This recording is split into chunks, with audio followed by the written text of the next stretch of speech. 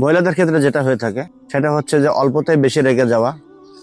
স্বামীর কোনো রকম একটা কথা সে সহ্য করতে পারবে না, অল্পতে বেশি রেগে যাবে তার হাজবেন্ডের প্রতি।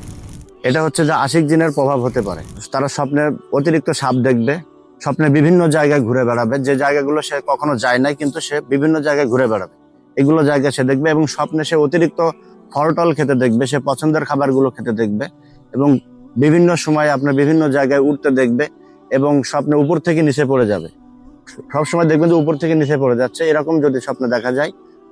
আর দেখবেন যে তার হাজবেন্ডের রূপ নিয়ে তার কাছে আসতেছে। আর আরেকটা প্রভাব রয়েছে যে তার ঘন ঘন মাথা ব্যথা করবে, অতিরিক্ত মাথা ব্যথা থাকবে। এরকম হলে বুঝতে হবে যে তার আশিক জিনের কিছু প্রভাব রয়েছে। আমরা আলহামদুলিল্লাহ কোরআন এবং সুন্নাহর আলোকেই এবং সহিহ হাদিসের আলোকেই আমরা রুকিয়া শারিয়া চালিয়ে যাচ্ছি ইনশাল্লাহ।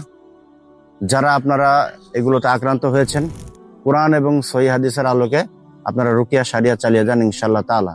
চাইলে আমাদের আল বারাকা রুকিয়া অ্যান্ড হিজামা সেন্টারে আপনারা যোগাযোগ করতে পারেন। আপনার সমস্যাগুলো জানাতে বা রাকি সাহেবের কাছ থেকে পরামর্শ নিতে 01339 116299। আল বারাকা রুকিয়া অ্যান্ড হিজামা সেন্টার, কুরআন ও সুন্নাহর আলোকে ইসলামিক চিকিৎসা। আল্লাহর ইচ্ছায় সমাধান সম্ভব।